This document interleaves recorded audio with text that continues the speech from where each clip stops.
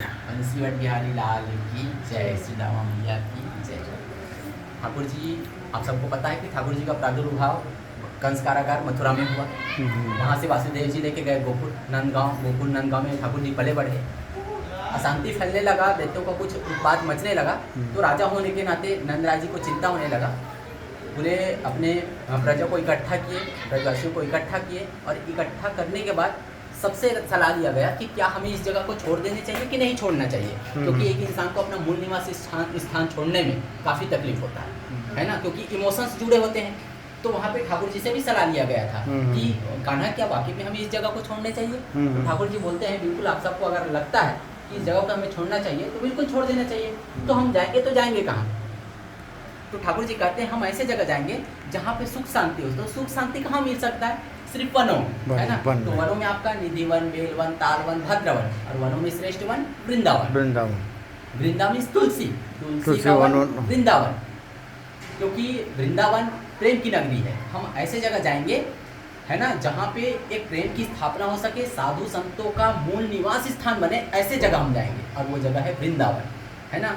तो किसी संत ने वृंदावन का परिभाषा ही बहुत अच्छा कहा है, क्योंकि वृंदावन प्रेम की नगरी है। वृंदावन में धर्म अर्थ काम मोक्ष की जगह नहीं है। संत ने अच्छा कहा है, कहते हैं, प्रेम की पिपास देख देख निज प्रेमियों को प्रेम का समुद्र सीमा तोड़ के बहाया है। भावुक रसीले जन निराश न होंगे, अब कामना के पूर्ति है तो कलतरू लगाया है।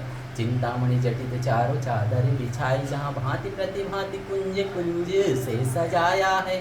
भारत का भूषण तिलक तीनों लोकों का, भक्तों के वास है तू वृंदावन बनाया है। बोलो वृंदावन की जय। तो ठाकुर जी वृंदावन वास करते थे। गोपियाँ जब शिकायतें करती हैं मैया के पास कि आपका कान्हा जो है माखन मिश्री चोरी करता है ना, हम लोगों को तंग करता है, क्योंकि गोपियाँ कोई साधारण गोपियाँ थी नहीं। उनका एक भावना था किसी भी प्रकार से ठाकुर जी को हमारे सामने लाए डांटने के बहाने, और हमें उनका दर्शन हो जाए। उनका एक भावना था, क्योंकि गोपियाँ कोई साधारण गोपियाँ थी नहीं। ये वो छोटी के महान तपस्वी सिर्फ सबके साथ, ये त्रेता युग के सब तपस्वी थे। जब प्रभु श्री रामचंद्र जी के सौंदर्य मुख को देख के मंत्रमुग्ध हुए थे, उनकी इच्छाओं को पूर्ति करने के लिए ठाकुर जी ने द्वापर में दिव्य भव्य कार्यक्रम रखा था। वो था महाराज का, है ना। तो ये महाराज स्थल भी है।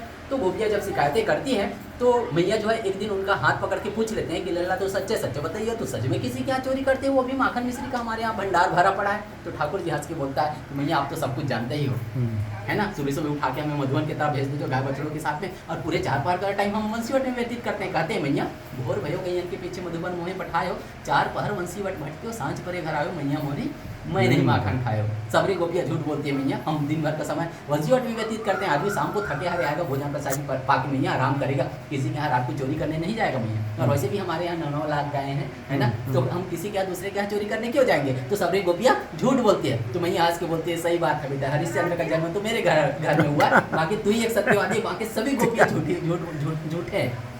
ठाकुर जी को थोड़ा सा चिढ़ आता है। ठाकुर जी बोलते हैं, भैया आपको मेरे ऊपर भरोसा नहीं, आप बड़ी भोली भाली हो, आपको इन सबके ऊपर भरोसा है, मेरे ऊपर आपको भरोसा नहीं, अपने लल्ला के ऊपर। ऐसे करो, ये रहा आपका बांसुरी, ये आपका छड़ी, है ना, और मैं ये घर में रह नहीं सकता, क्योंकि आपको मेरे ऊपर भरोसा ही नहीं है। तो 9 लाख गाय जिनको संभालने के लिए बोलो, वो संभालता रहेगा, और ये आपका बांसुरी, ये आपका छड़ी, मैं जा रहा हूँ घर छोड़ के। तो ठाकुर जी के नखरे भी बहुत है। तो मैया जो है गले से जाके लगा लेती है ठाकुर जी को, और बोलते हैं कि लल्ला, गोपियों की शिकायतों की वजह से ऐसा कहना पड़ता है। कहने का मतलब ये है कि मेरा कहने का तात्पर्य सिर्फ इतना है कि ठाकुर जी अपने बाल अवस्था में पूरे दिन भर का समय बंसीवट में व्यतीत करते थे, अपने बाल सखाओं के साथ। गोचारण के दौरान इस वट वृक्ष के नीचे बैठ के कभी कभी भोजन प्रसादी भी पा लिया करते थे। गाय जब दूर जाती थी, ठाकुर जी उनको बुलाने के लिए, गोपियों को रिझाने के लिए इस वट वृक्ष पे बैठ के बांसुरी बजाया करते थे, जिसकी वजह से इस क्षेत्र का नाम पड़ा वंशीवट। वट मतलब बरगद। हम सबको जो आभास हो पाता है इस वट वृक्ष से, उसका कारण ये है कि यहाँ पे एक दिव्य भव्य कार्यक्रम हुआ था। वो था महाराज का। महाराज में यूज किए गए इंस्ट्रूमेंट ढोलक, नगाड़े, मृदंग, डमरू, पट्टा, झांझ, मंजीरा, घुंघरू, वही लोगों के भावनाओं के हिसाब से, और ठाकुर जी की कृपा हो जाए तो आज भी इस वट वृक्ष और इसके सभी शाखाओं से 24 घंटा 8 पहर 7 दिन, चाहे वाइब्रेशन के रूप में हो, चाहे वॉइस के रूप में हो, चाहे हार्ट बीट के रूप में हो, लेकिन कुछ ना कुछ लोगों को अनुभव होता है। कहते हैं ना, जाकी रही भावना जैसी, यही सब बात है। तो परिक्रमा करना होता है। इस वट वृक्ष का परिक्रमा करें, 5 कर सकते हैं, 4 कर सकते हैं। आपकी श्रद्धा। परिक्रमा करने के बाद एक कान अच्छे से बंद करें, आंखें बंद करें, एक कान लगाएं, शाखाओं से जरूर कुछ ना कुछ आभास होता है।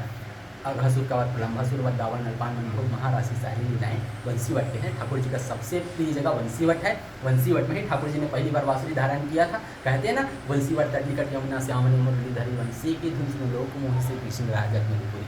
बाकी पूरे ब्रज चौरासी कोष तो ठाकुर जी की लीलाओं से भरे पड़े हैं, है ना। अगर कुछ आभास होता भी नहीं है, मान के चलते इस वटवृक्ष से कुछ आभास होता नहीं है, तो क्या हम सनातनियों के लिए, क्या हम हिंदुओं के लिए क्या ये बात मायने नहीं रखता कि भाई जिस वटवृक्ष पे बैठ के ठाकुर जी आज से 5,500 साल पहले बैठ के बांसुरी बजाया करते थे, इस कलिकाल में भी साक्षात उस वटवृक्ष के दर्शन हो पा रहे हैं, ये अपने आप में अद्भुत। क्योंकि हम सब देखिए सबके अंदर 24 घंटों में 60,000 से ज़्यादा थॉट्स आते हैं, 60,000 से ज़्यादा सोच आते हैं, ये साइंस कहता है, जिसमें से 40,000 प्लस नेगेटिव रहता है। ज़्यादातर लोग नेगेटिव सोचते हैं, है ना। बंसीवाद का नाम सुनते ही लोगों का मेंटेलिटी बन जाता है कि हमें बांसुरी का ही आवाज़ सुनाई पड़ेगा। अगर कुछ अनुभव नहीं हुआ, उनको बांसुरी का आवाज़ सुनाई नहीं पड़ा, तो उनको लगता है कि हमें नहीं यार यहाँ से कुछ अनुभव होता नहीं है, ऐसा कुछ है नहीं। क्या बांसुरी का आवाज़ सुनने के लिए भाई आप सोच के देखिए, ठाकुर जी बांसुरी बजाए किसके लिए थे? गोपियों के लिए, गायों के लिए, श्री जी के लिए। और ये सब के सब अद्भुत असाधारण थे, सबके सब उच्च कोटि के महान तपस्वी सिद्ध संत थे सब, हैं। तो हमारी भावनाएं भी तो गोपियों की तरह होनी चाहिए।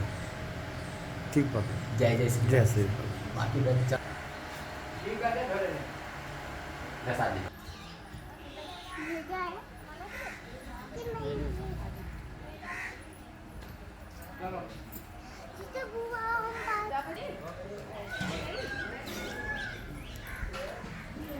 ओम